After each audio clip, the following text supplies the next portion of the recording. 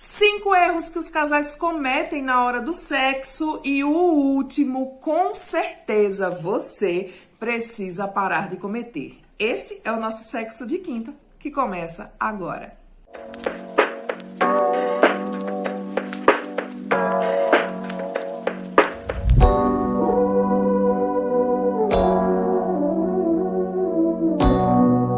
Muitos casais cometem erros na hora da relação sexual e vão transformando o sexo muito mais numa obrigação do que no momento de prazer, alegria e celebração entre o casal. Afinal, o sexo ele foi criado para o prazer mútuo, tá? O sexo não foi criado para beneficiar o homem. O sexo foi criado para que você, minha amiga, revire os olhos, para que o seu marido revire os olhos e que para que todo mundo comece a povoar a terra, né? Porque Deus, olhe, Deus é um cabra. Pense num cabra, inteligente é Deus. Porque ele sabia que se o sexo não fosse prazeroso, a terra não ia ser povoada, minha gente. Para povoar a terra, ele botou prazer no sexo, entendeu? Então, vamos deixar de lenga-lenga agora, porque o conteúdo já vai começar. Primeiro erro, supor ao invés de perguntar. Isso é bem característica da mulher. Ai, não vou fazer isso porque eu acho que o meu marido não vai gostar. O homem pode também pensar, se eu fizer isso, ela não vai gostar. Do jeito que eu conheço, ela vai travar. Eu queria tanto ir para um motel, mas se eu propor isso para o meu marido, ele não vai querer. Ou o homem pode pensar que iria levar minha mulher no motel, mas se eu perguntar a ela não vai querer. Então, isso é supor ao invés de perguntar. E eu tenho uma historinha para te contar sobre isso. Eu tenho uma amiga, ela foi minha amiga na faculdade, hoje é minha amiga pessoal. E nós estávamos uma vez conversando e ela disse assim: Débora, aquilo que você disse lá no seu Instagram sobre dialogar e falar o que sente, isso é muito verdade. Aí eu perguntei a ela, por quê? E ela disse assim: eu estava conversando com meu marido e eu disse a ele o que eu estava pensando sobre ele. Olha, eu acho que você ia fazer isso, por isso não falei. Aí ele olhou para ela e disse assim: fulana, você está totalmente errada no seu pensamento. Então, antes de pensar, fale comigo. E ela disse que ele terminou assim a conversa: falei comigo. Ou seja, quando a gente começa a supor, geralmente a gente supõe de acordo com os nossos valores e com os nossos pensamentos. Mas a gente não sabe o que está passando na cabeça da outra pessoa. Primeiro, que você não é Deus. Segundo, você não adivinha.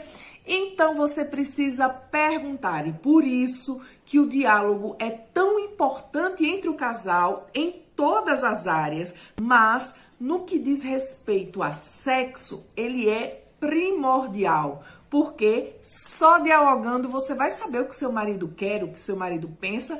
Idem em relação à sua mulher. Só falando com ela, só perguntando a ela é que você vai saber o que ela pensa. Então, pare de supor e comece a perguntar. Segundo erro, travar ao invés de se entregar. Minha comadre, olhe bem para mim. Olhe bem aqui nos meus olhos, que eu estou olhando para você aqui nesse tete a tete. Você vai pro sexo e fica lá travada, você não se entrega, porque você fica achando que os vizinhos vão ouvir o que tem na Bíblia, o que não tem. Amada, deixa eu te dizer uma coisa.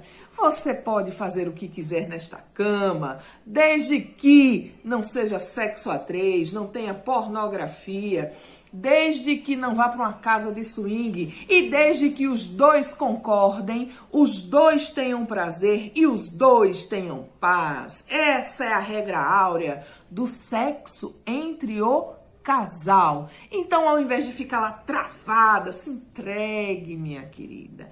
Deixa o seu marido te beijar, deixa o seu marido virar você pelo avesso, desde que você sinta prazer com isso, tá? É importante dizer que Tudo no sexo tem que ser em acordo, respeitando ali aquela orientação da primeira carta de Pedro, capítulo 3, versículo 7, que diz que ao coabitar com a mulher deve haver concordância entre o casal, tá? Então, desde que vocês concordem, tenham prazer e sintam paz e não seja pecado, vocês podem aproveitar aí essa relação sexual. Então, se entregue sem ressalvas. Esqueça o mundo, esqueça o tempo, esqueça as estações, minha querida. Apenas aproveite esse momento, porque quanto mais você trava, menos prazer você sente. Terceiro erro que se comete na hora da relação sexual, não curtir o momento. E olha, o que tem de mulher desviando o pensamento, ela desfoca o pensamento na hora do sexo. Ela pensa no boleto, ela pensa no homeschooling, ela pensa, ainda tem muitas escolas que ainda fazem aí um semi-integral, né? Que uma parte vai para o online, outra parte vai em casa.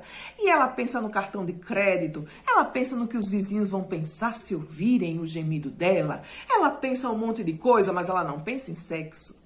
E aí o que é que acontece? Você não curte o momento e ainda fica com raiva porque não teve prazer, porque não teve orgasmo. E ainda bota a culpa no marido.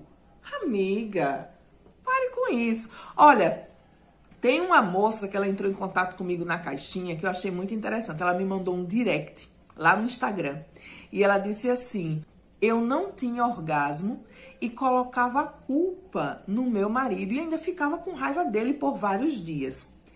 Aí ela me contou que ela viu uma caixinha de uma moça que eu respondi essa caixinha. E ela disse assim: você foi muito contundente com essa moça. Você disse assim: a culpa não é do seu marido, a culpa é sua. E ela disse que aquelas palavras que eu falei ali despertaram nela algo tão poderoso que ela começou a ter um orgasmo, 2, 3, 4 orgasmos. E ela veio me perguntar se era normal. O que é que acontece? A culpa de não ter orgasmo é do seu marido? Não, é sua mesmo. Então você precisa entender que não curtir o momento vai fazer com que você não tenha orgasmo. Se você ficar ali na relação sexual querendo que acabe, não curtindo, pensando em outras coisas, você não vai ter orgasmo. Se você não diz ao seu marido o que é que você gosta, como você gosta, você não vai ter orgasmo. Se você fica preocupada se as crianças vão acordar, você não vai ter orgasmo. Aliás, para isso existe fechadura para fechar a porta, e existe som para ligar e deixar bem alto para que as crianças não ouçam os seus gemidos de prazer.